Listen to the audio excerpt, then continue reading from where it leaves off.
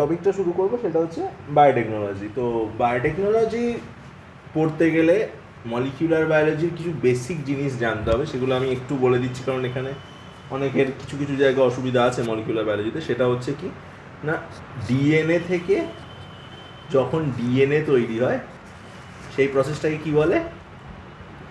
Replication. হ্যাঁ, DNA থেকে যখন এমআরএনএ ফর্ম হয় সেই প্রসেসটাকে বলা হয় ট্রান্সক্রিপশন। আর সেই এমআরএনএটা থেকে যখন প্রোটিন ফর্ম হয় সেই প্রসেসটাকে বলে ট্রান্সলেশন। এইবার বায়োটেকনোলজি কি, বা বায়োটেকনোলজি আমরা হঠাৎ কেন পড়ব? বলা হচ্ছে যে এই এরাটা হচ্ছে এরা অফ বায়োলজি। আমরা যে এরায় আছি, 21st century is the century of biology. And বিশেষত কিসের ওপরে না, পুরো যত যা কাজ হচ্ছে এখন বায়োটেকনোলজি বায়োলজির সব থেকে ডেভেলপিং পার্ট। এখানে মেনলি কী করা হয়, এই যে আজকে আমরা দেখছি কোভিডের এগেনস্টে ভ্যাকসিনেশন করা হচ্ছে বা ভ্যাকসিনটা বানানো হচ্ছে, এই যে ভ্যাকসিনটা বানানো হচ্ছে সেটা কিন্তু টোটালি বায়োটেকনোলজির আন্ডারে করছে।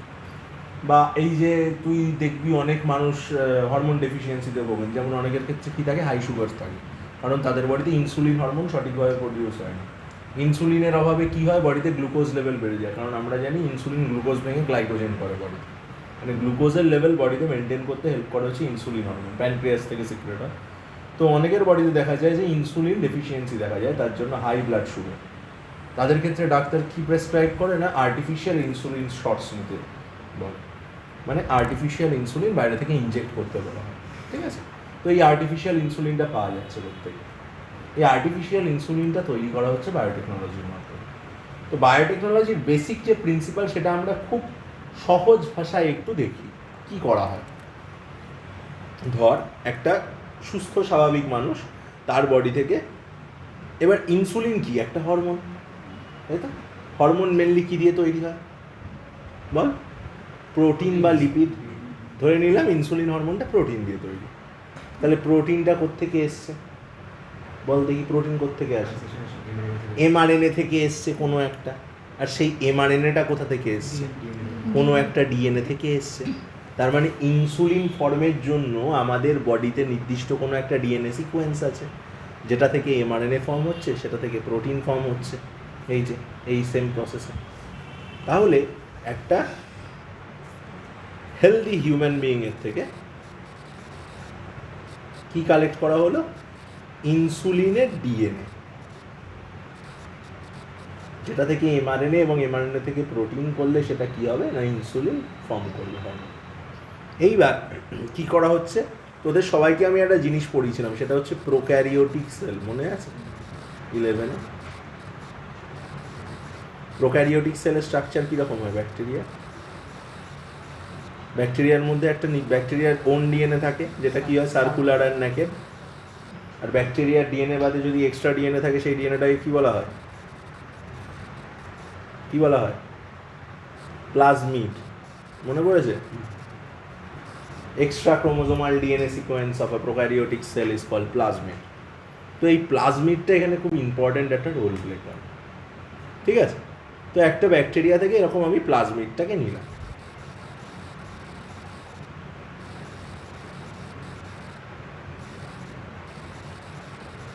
হলো? দিয়ে কি করলাম আমি, আমার কাছে মলিকিউলার সিজার্স থাকে। মলিকিউলার সিজার মানে মলিকিউলার কাঁচি। এরা কি আর নাথিং বাট, নামটা শুনে এরকম লাগছে, নাথিং বাট এনজাইমস। দু রকম এনজাইমস হয়, একটা হচ্ছে এক্সোনিউক্লিয়েজ এনজাইম, আর একটা হচ্ছে এন্ডোনিউক্লিয়েজ এনজাইম। এক্সোনিউক্লিয়েজ এনজাইম কোনো একটা ডিএনএ বা এমআরএনএ সিকোয়েন্সকে যে কোনো একটা এন্ড থেকে কাটতে পারে, আর এন্ডোনিউক্লিয়েজ এনজাইম যে কোনো জায়গা থেকে, মাঝখান থেকে বা যে কোনো জায়গা থেকে একটা ডিএনএ সিকোয়েন্সকে কাটতে পারে। তো আমরা বায়োটেকনোলজির ক্ষেত্রে এন্ডোনিউক্লিয়েজ এনজাইম ইউজ করি। আর শুধু এন্ডোনিউক্লিয়েজ নয়, সেটা হচ্ছে রেস্ট্রিকশন এন্ডোনিউক্লিয়েজ এনজাইম আমরা ইউজ করি।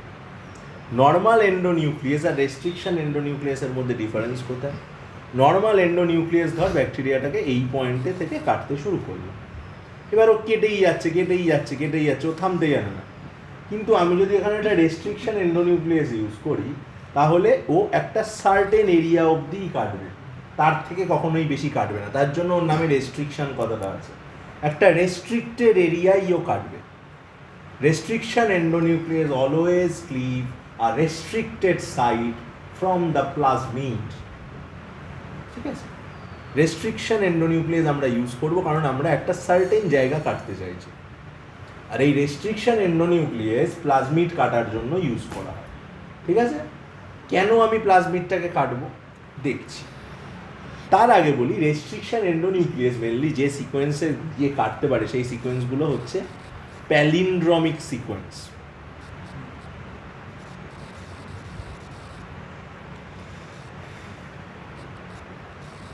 What is a palindromic sequence?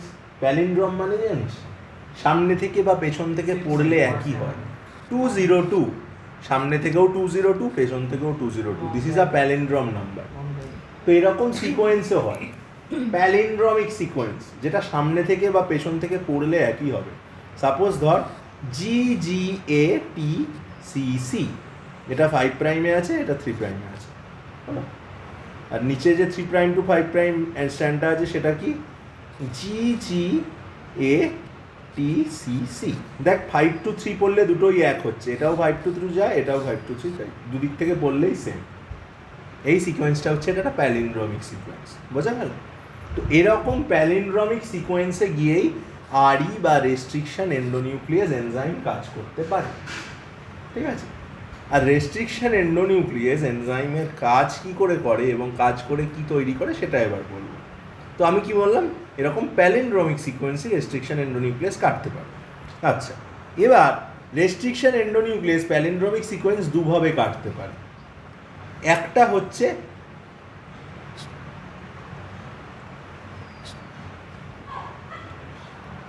একটা কাটা কীরকম, দেখ এখানে জি এর এই জায়গাটা দুটো জি এর মাঝে কাট তৈরি হচ্ছে, তাহলে একটা পিস হচ্ছে এরকম,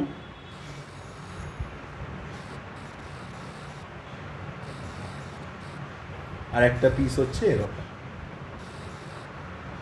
দেখতে পাচ্ছিস তো সবাই? দেখতে পাচ্ছি? তাহলে দেখ জিনিসটা দেখতে কিরকম পাজেলের পিসের মতন দেখতে লাগছে না? পুরো একটা আরেকটার সঙ্গে খাপে খাপ মিলছে।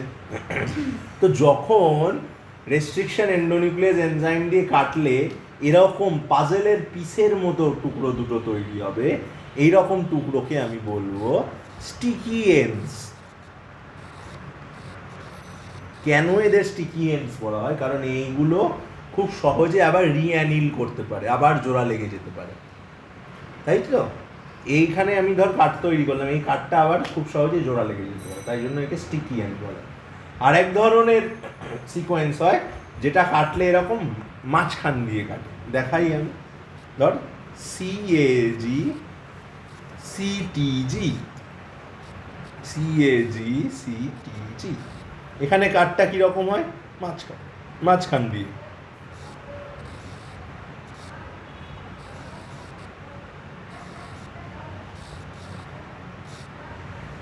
এই সিকোয়েন্সগুলো সহজে জোড়া লাগে, এই রকম সিকোয়েন্সকে বলা হয় ব্লান্ট এন্ডস। তো দুরকম এন্ডস তৈরি হলো, একটা হচ্ছে স্টিকি এন্ড আর একটা হচ্ছে ব্লান্ট এন্ড। এবার বায়োটেকনোলজির ক্ষেত্রে সবসময় স্টিকি এন্ড ইজ প্রেফারেবল, কারণ স্টিকি এন্ড নিজে থেকে জুড়ে যায়, কিন্তু ব্লান্ট এন্ড জুড়তে পরবর্তীতে লাইগেজ ইউজ করতে হয়। লাইগেজ একটা এনজাইম, লাইগেজের কথা তোরা যখন মলিকুলার বায়োলজি পড়েছি আর ট্রান্সক্রিপ্ট ডিএনএ রেপ্লিকেশনে পড়েছিস, দুটো ইয়েকে জোড়া লাগাতে, দুটো স্ট্র্যান্ডকে জোড়া লাগাতে ইউজ করা হয়। আঠা বাংলা, ঠিক আছে, এটাকে আঠা হিসেবে ইউজ করা হয়। ঠিক আছে, তো সবসময় আমরা প্রেফার করব এমন একটা এনজাইম ইউজ করতে, রেস্ট্রিকশন এনজাইম ইউজ করতে, যেটা কাটলে কাটলে সেটা স্টিকি এন্ড ফর্ম। আচ্ছা, এবার একটু প্রসেসটার কথা বলি, মানে যেখানে ছিলাম। ধর ইনসুলিন ডিএনএ আমি একটা মানুষের বডি থেকে কালেক্ট করলাম, ঠিক আছে? এবার আমি একটা প্লাজমিড আছে আমার কাছে, হ্যাঁ, এইটা ধর প্লাজমিড। প্লাজমিডের ওপরে আমি একটা রেস্ট্রিকশন এনজাইম ইউজ করে প্লাজমিডটাকে আমি কেটে দিয়েছি এইভাবে, ঠিক আছে, কাট তৈরি করেছি। কাট তৈরি করার পরে আমি ইনসুলিন ডিএনএটাকে এর মধ্যে ইনসার্ট করে দিয়েছি, হলো। তার মানে এখন প্লাজমিডের মধ্যে ইনসুলিনের ডিএনএ, এটা হচ্ছে ইনসুলিন ডিএনএ ধর, হলো। ইনসুলিন ডিএনএটা আমি প্লাজমিডের মধ্যে ঢুকিয়ে দিয়েছি, দিয়ে যদি এটা স্টিকি এন্ডের তৈরি করা ইয়ে হতো রেস্ট্রিকশন এনজাইম হয়, তাহলে এটা অটোমেটিক জুড়ে যাবে, আর ব্লান্ট এন্ড হলে আমাকে লাইগেজ দিয়ে জুড়তে হবে। যাই হোক, আমার প্লাজমিডটার মধ্যে আমার ডিএনএ অফ আওয়ার ইন্টারেস্ট, মানে আমার ইনসুলিনের ডিএনএ ঢোকানো হয়ে গেছে। এইবার এই প্লাজমিডটাকে আমি একটা ব্যাকটেরিয়ার মধ্যে ঢুকিয়ে দিলাম। এই সাপোজ ধর এটা একটা ব্যাকটেরিয়া,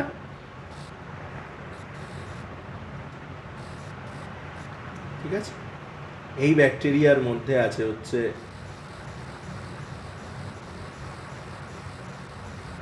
এই ডিএনএ, আর কি আছে না আছে হচ্ছে প্লাজমিড, যার মধ্যে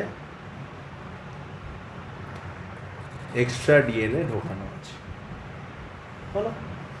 এইবার আমি কি করলাম, এইবার এই ব্যাকটেরিয়াটাকে আমি একটা নিউট্রিশন প্রোভাইড করলাম, নিউট্রিটিভ মিডিয়ামে রেখে দিলাম ব্যাকটেরিয়াটা যাতে গ্রো করতে পারে। আমরা জানি প্লাজমিড কি একটা সেলফ রেপ্লিকেটিং ডিএনএ, মানে নিজেই নিজেকে রেপ্লিকেট করতে পারে, নিজের কপি তৈরি করতে পারে। তাহলে নিউট্রিটিভ মিডিয়ামে যেই দেবো আমি ব্যাকটেরিয়াটাকে,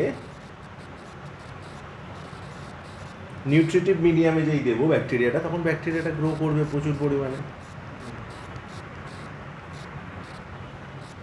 তাই তো। এবং ব্যাকটেরিয়াটা যখন প্রচুর পরিমাণে গ্রো করবে, দেখা গেল একটা ব্যাকটেরিয়া থেকে 1 লাখ ব্যাকটেরিয়া হলো, তাহলে 1 লাখ ব্যাকটেরিয়ার মধ্যে এই প্লাজমিডটাও তো তৈরি হবে, তাই তো। তার মানে 1 লাখ ব্যাকটেরিয়ার মধ্যে যদি প্লাজমিডটা তৈরি হয়, 1 লাখ ব্যাকটেরিয়ার মধ্যে এই ইনসুলিনের ডিএনএটাও তৈরি হবে। কে, সবাই বুঝতে পেরেছিস? এইবার আমি কি করলাম, ওই 1 লাখ ব্যাকটেরিয়াটাকে ক্রাশ করলাম, দিয়ে ওদের মধ্যে থেকে প্লাজমিডগুলোকে আলাদা করে আনলাম। তাহলে আমার কাছে এখন 1 লাখ প্লাজমিড আছে। আমি আবার আড়ি নিয়ে আসলাম, দিয়ে ওই প্লাজমিডগুলোকে কাটলাম, দিয়ে আমার হয়ে গেল ইনসুলিন ডিএনএকে বের করে নিলাম, হলো হলো ইনসুলিন ডিএনএকে বের করে নিলাম। এইবার এই ইনসুলিন ডিএনএকে আমি কি করলাম, আমি ডিএনএ থেকে এমআরএনএ করলাম, এমআরএনএ থেকে প্রোটিন করলাম। তাহলে আমি একটা ইনসুলিন ডিএনএ নিয়ে প্রসেসটা শুরু করেছিলাম, 1 লাখ করে নিলাম সেটাকে আমি এই প্রসেসের মাধ্যমে। এই হলো আমার বায়োটেকনোলজির টার্গেট। এই প্রসেসটাই বায়োটেকনোলজিতে করা হয় বিভিন্ন বিভিন্ন যন্ত্রপাতি ইউজ করে, আমরা সেগুলো একে একে একে একে করব। বোঝা গেল মেন আসপেক্টটা, বোঝা গেল প্রিন্সিপালটা, আশা করছি বোঝা গেল।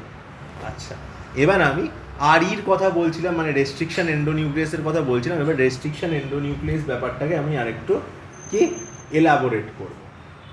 Restriction R E, restriction endonuclease. তো রেস্ট্রিকশন এন্ডোনিউক্লিয়াস দুরকম কাট তৈরি করছে দেখালাম, একটা হচ্ছে স্টিকি এন্ড আর একটা হচ্ছে ব্লান্ট এন্ড। তো রেস্ট্রিকশন এন্ডোনিউক্লিয়াসের তুই বিভিন্ন রকম নাম পেয়ে যাবি, ধর এরকম ইকো R1 বা ব্যাম H1, ঠিক আছে। যেমন ইকো R1 সবসময় স্টিকি এন্ড ফর্ম করে। ইকো R1 একটা রেস্ট্রিকশন এনজাইমের নাম। নামটা কি করে হয়েছে একটু বলি। ই ফর এস্টেরিশিয়া,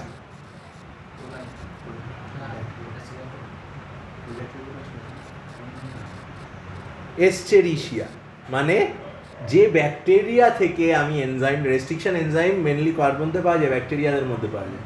তাহলে এই ইকো R1 এনজাইমটা কার মধ্যে পাওয়া যায়, এস্টেরিশিয়া কোলাই, ই কোলাইয়ের ক্ষেত্রে। ওই জন্য ই ফর এস্টেরিশিয়া, ঠিক আছে। সেখান থেকে ইটা এসছে, মানে জেনাস নেম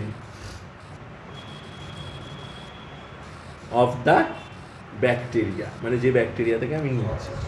কোটা কি, কোটা হচ্ছে কোলাই, মানে species name of the bacteria. আরটা কি, রাফ, মানে স্ট্রেন অফ দ্য ব্যাকটেরিয়া, মানে ব্যাকটেরিয়ার বাইরের প্রোটিন কোডটা কেমন, রাফ না স্মুথ। যেহেতু রাফ স্ট্রেনের ব্যাকটেরিয়া তাই রাফ লিখলাম, স্মুথ স্ট্রেনের হলে এস লিখতাম। আর একটা হচ্ছে 1, মানে হচ্ছে নাম্বার অফ ডিসকভারি, বলতে এই গ্রুপের মধ্যে মানে ইকোলাইয়ের থেকে আবিষ্কৃত, ইকোলাই থেকে ডিসকভার্ড ফার্স্ট আরই মানে রেস্ট্রিকশন এনজাইম, তাই জন্য 1। এবার ইকোলাই থেকে যদি আমি এরপরে সেকেন্ড একটা এনজাইম বার করি তাহলে তার নাম হবে, যদি সেটাও রাফ স্ট্রেন হয় তাহলে ইকো-R2, তারপরে একটা ইকো-R3, এইভাবে নাম হয়। আবার পাশেই একটা লিখেছিলাম ব্যাসিলাস, ব্যাম H1, তার বি পর কি ব্যাসিলাস। এম কি অ্যামাইলোলি, অ্যামাইলোলি বানান, হ্যাঁ MYLOL, ঠিক আছে। এইচ ফর হার্ড স্ট্রেন, আর 1 হচ্ছে নাম্বার অফ ডিসকভারি। বল ইনটা একটু চেঞ্জ করে না, অসুবিধা হচ্ছে। হ্যাঁ, কালিটা চেঞ্জ করব, ঠিক আছে। Hard and soft, smooth R rough এর ক্ষেত্রে ওর হার্ড আর সফট, এক একটা ব্যাকটেরিয়ার এক এক রকম, ঠিক আছে। তাহলে বেসিক প্রিন্সিপাল কি বোঝা গেল, আর প্রসেসটা কি করে হচ্ছে সেটাও বোঝা গেল, ঠিক আছে। আচ্ছা, আর দেবো জেল ইলেকট্রোফোরেসিস একটু বলি। ইলেকট্রোফোরেসিস প্রসেসটা হালকা করে বলবো, আমি পরের দিন আরেকবার, হ্যাঁ অনেকটা।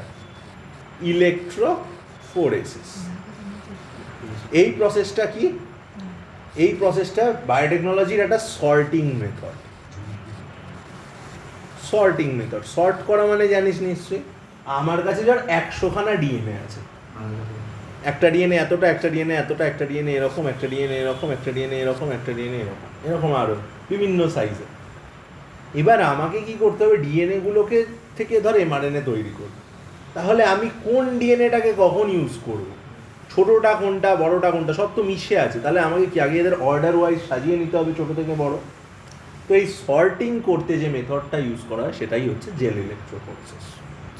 আজকে আমি একটা জেল ইলেকট্রোফোরেসিসের কথা বলবো, সেটা হচ্ছে 11 জেল ইলেকট্রোফোরেসিস।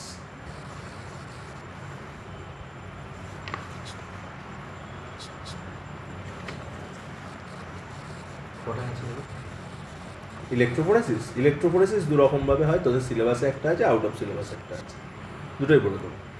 11 জেল ইলেকট্রোফোরেসিস কী করে করা হয়।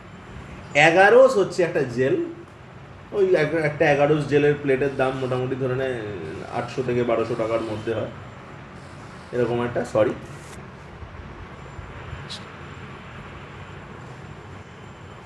এরকম একটা প্লেট নেওয়া হয়, ঠিক আছে। 11 জেল দিয়ে তৈরি। জেল মানে জানিস কেমন হয়, লিকুইড টাইপের, সেমি সলিড, ওর মধ্যে এরকম গর্ত করা থাকে, ওয়েল, ঠিক আছে। ওই ওয়েলগুলোর মধ্যে কি করা হয় না, স্যাম্পেল লোড করা। এখানে স্যাম্পেল বলতে কি, এখানে স্যাম্পেল বলতে ওই বিভিন্ন সাইজের মিক্স আপ ডিএনএ গুলো জাস্ট অ্যাড করে, কাটফাট করে না, জাস্ট দিয়ে দিল হাফ করে 4 ভাগে, ঠিক আছে। এইবার কি করা হলো, এইবার যেহেতু আমি কি বললাম একটা ইলেকট্রোলাইসিসের ধরন, তাহলে ইলেকট্রোলাইসিস করলে একটা মিডিয়ামের মধ্যে করতে হবে, তো আর একটা কি নিতে হবে, ব্যাটারি তো লাগবে, একটা ইলেকট্রোলাইটিক মিডিয়াম নিতে হবে, তো একটা লিকুইড নিতে হবে। এখানে একটা কি লিকুইড নেওয়া হচ্ছে না, এখানে একটা সিম্পল বাফার সলিউশন নেওয়া হচ্ছে।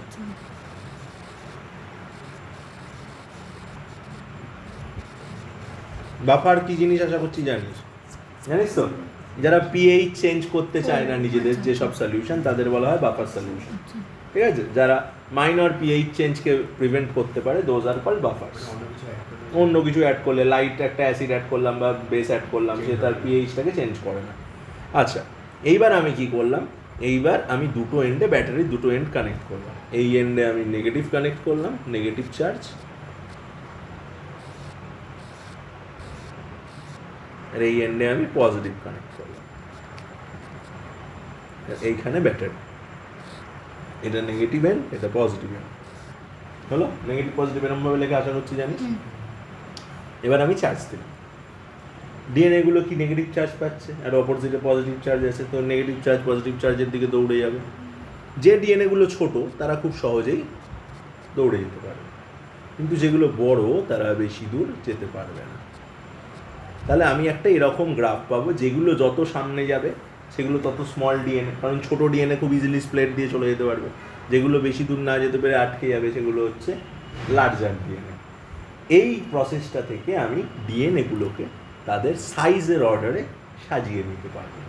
এটা কখন দরকার বললাম, যে আমি একটা প্রসেস করেছি যেখানে আমি বিভিন্ন সাইজের ডিএনএ পেয়েছি, সেখান থেকে আমি ডিএনএগুলোকে সর্ট করতে, বা আমি একটা প্রসেস করতে চলেছি বায়োটেকে, আমি বিভিন্ন সেল থেকে বিভিন্ন রকম ডিএনএ কালেক্ট করেছি, ঠিক আছে, এরগুলোকে আমি এখন ইয়ে হিসাবে সাজাতে চাইছি, সাইজ হিসেবে। এই প্রসেসটা কী করে হলো বললাম কি, ব্যাকটেরিয়া বলছি কেন, প্লেটের একটা এন্ডে ব্যাটারির নেগেটিভ, একটা এন্ডে পজিটিভ লাগানো হলো, নেগেটিভ চার্জ যেই ডিএনএ পেলো পজিটিভের দিকে অ্যাট্রাক্ট হলো, ছোটো ডিএনএগুলো ছুটে চলে যেতে পারবে তাড়াতাড়ি, ওই জন্য এগুলোর দেখ এগুলোর ব্যান্ড পড়েছে, আর যেগুলো দেখ বেশি দূর অবধি যেতে পারেনি এই দেখ অনেকগুলো এখানে আটকে গেছে। ঠিক আছে, আটকাবে কেন? আটকাবে কারণ বড়, ওরা জেলের মধ্যে দিয়ে যেতে পারবে না। ও আচ্ছা আচ্ছা, ঠিক আছে, ওরা যারা ছোট তারা ফাস্ট চলে গেছে, এরা অনেকে এইখানে আটকে গেছে, এদিকে আর কন্টিনিউ হয়নি। দেখ এই লাইনটা যেমন কন্টিনিউ হয়েছে, এখানে মুছে দিয়ে একটু বেটার বুঝবে। এই একদিক কন্টিনিউ হয়েছে, এগুলো কন্টিনিউ হয়নি, এরা যেতে পারেনি, এখানে বড় ডিএনএ গুলো ছিল। ঠিক আছে, বোঝা গেল? এই প্রসেসটা থেকে আমি কি করলাম, ডিএনএ গুলোকে সর্ট করলাম। বোঝা গেল? এটা হচ্ছে জেল ইলেকট্রোফোরেসিস, আর এখানে 11 জেলের প্লেট নিয়ে আমি করলাম। ঠিক আছে, মানে শুধু সাইজের উপর ডিপেন্ড করছে, মানে এটা সাইজের জন্য আমি করলাম। নিচের উপর। ঠিক আছে, আর একটা জিনিস হয় সেটা হচ্ছে SDS PAGE, sodium dodecyl sulphate polyacrylamide gel electrophoresis, সেটা নেক্সট ডে আমি বলে দেবো। ওটা একটু এক্সপেন্সিভ প্রসেস, এটা একটু কম খরচে করা প্রসেস। এসডিএস পেজ বলছি আজকে, তাহলে 11 জেল ইলেকট্রোফোরেসিস করতে চাই। সোডিয়াম